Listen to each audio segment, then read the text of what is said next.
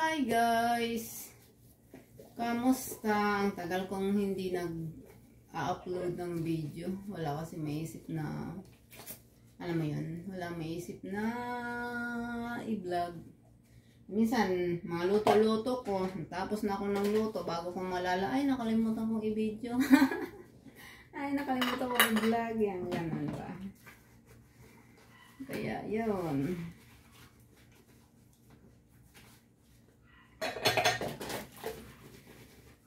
Ito, natapos na ako maglinis ng bahay. Ngayon, maghugas naman ako ng plato. Tapos, magluluto na. Tapos nito. Ayaw kasi magluto yung nakasabog pa yung lababo.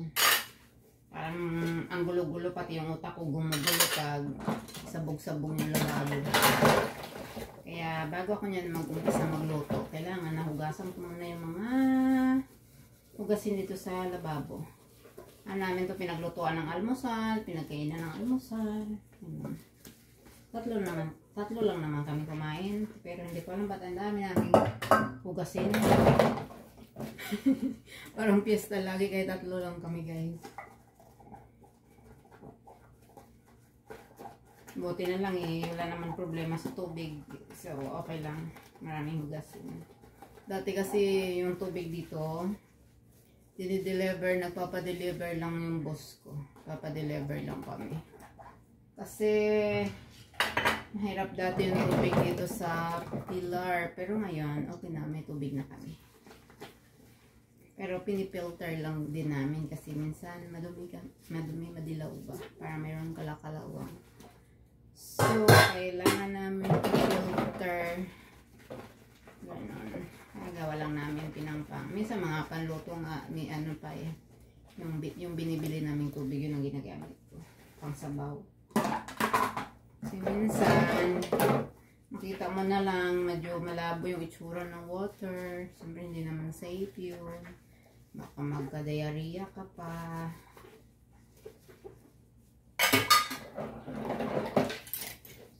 Buti nga, nag-improve na itong tubig dito sa Pilar.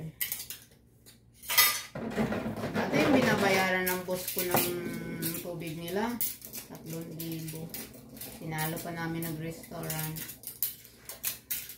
Ngayon, nung simula nung pinayos naman ni ate, sawa ng Diyos, parang 1,000 na lang. Nabawasan ng 2,000.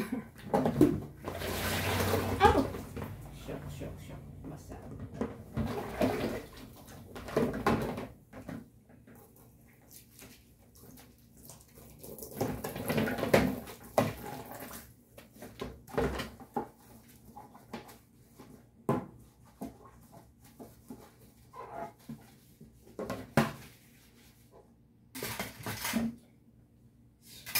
Sa Quezon City maganda.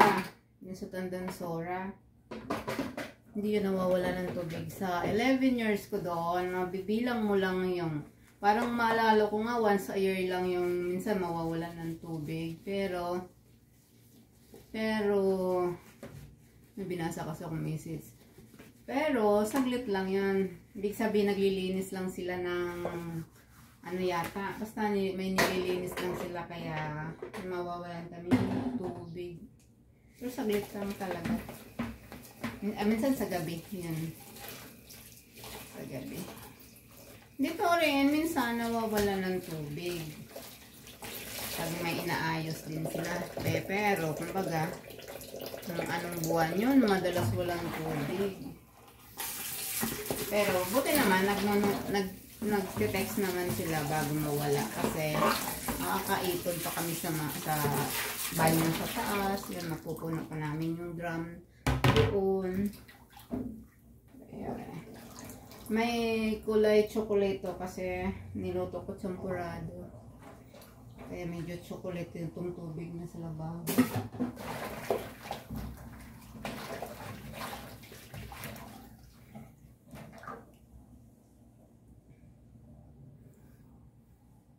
Anong oras na kaya? Mga 11 na siguro guys. May dalawa lang kami ng alaga ko. Kaya kakakain lang naman niya. O late naman yun magtanghalian. Kaya Okay lang na late ako magluto. Piprituhan ko lang naman siya ng chicken kasi marami pa kaming ulam sa rep. May sinigang pa akong andoon. Sinigang pa akong salmon. Mayroon pa nga kami doon pizza. Nagsawa na yung alaga ko sa pizza. Kasi ba naman, dalawang malalaking size sa yung binili ni ate, yung size NR na pizza. So, nagsawa din yung alaga ko. Kaya mayroon pa doon ngayon. Inurong ko guys yung camera ko kasi nga ilalagay ako dito ng plato. Hindi nalawan ko.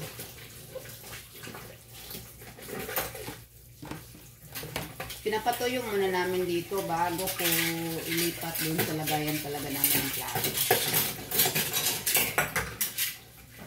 Hindi ako nagiiwan dito ng pag-anuari hanggang gabi na plato o mga pinggan na ano namin. Basta yung gamit namin. Kasi minsan may mga ipis na maliliit ba. So, kailangan yung aming lagay ng mga plato, yung may takip. Para safe. Hindi ko alam saan nagagaling yung mga maliliit na ano yan, ipis. Baka sa mga, alam mo may mga box-box kasi kami naka-ano dito. Kaya siguro dyan.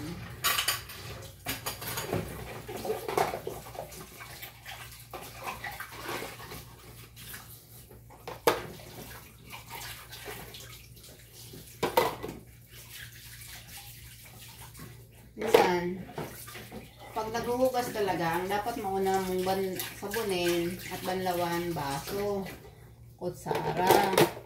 Eh kung minsan, alam mo yun, kung ano na lang madampot mo, yun na lang unahin mo. Hindi na napapalo yung tamang paghugas. Ano to?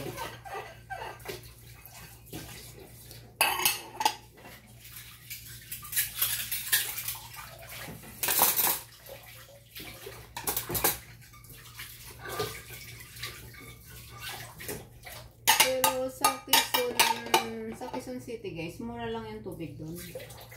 Doon kay ate sa dati kong bus, ang tubig namin doon 300 lang. Pag summer lang doon maabot na 500. O pag madami kami yun, 500. Pero kadalasan 300 lang mga doon. Kasi doon sa Quezon City dati, sa tatlo lang din sila. Si ate, pamangkin niya, pa yung maid. Dito rin si ate, anak niya, saka ako. Dalawa kasi, ito magkapatid kasi pareho ko naging boss eh. Yung ate niya sa Quezon City, 11 years ako doon. Naikwento ko na yata ito nung una pang mga videos ko.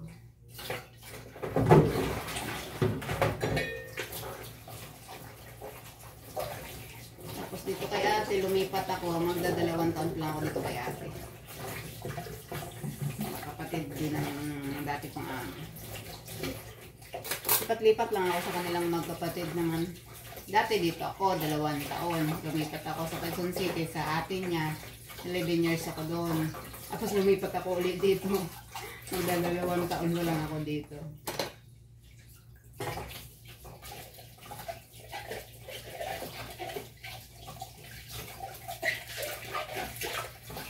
Kaya, pero dati sa mga naging dati kong amo, hindi ako tumatagal. Parang 1 year lang, 7 months, gano'n. Pero mayroon ako naging amo na parang tig 1 taon din ako. Ayun doon sa isa nakadalawang balik ako tig 1 taon. So parang 2 taon. Minsan kasi hindi ka tatagal dahil sa kasama. Or minsan sa yung, alam mo, yung taong hindi naman nagpapasweldo sa'yo, yung mga ganun. Lahat ng experience ko ganun. Kung umalis man ako sa amo ko, hindi dahil sa amo ko. Minsan dahil sa mga kasama nila, o sa mismong kasama, parehong kasambahay, mga ganun. Ako kasi mababa yung pasensya. Madali akong maasar. Pag nasar ako, ay, aalis na lang ako kaysa magkasala pa ako. Ganun. Pero dati sinabihan ako ng boss ko. Dati kasi ano eh, parang pag ginagawan ako ng issue, alam mo yung mga hindi naman totoo, umiiyak lang ako niyan, iyak lang ako. Sabi ng boss ko na doktor, Rose, pag ganyan ka lang, iyak ka lang ng iyak, iyak ka lang iyak. Ulit-ulit lang nilang gagawin sa'yo yung ginagawa nila kasi iyak ka lang. Ay, doon na, natuto akong lumaban. Ay, ang problema, nung naging palaban ako, talagang palaban naman. Wala na akong kinatakutan. Kasi minsan pag napupuno ka rin, no? Ay, tapos na ako magugas, guys. Thank you, thank you. Bye-bye! Magluto na ako.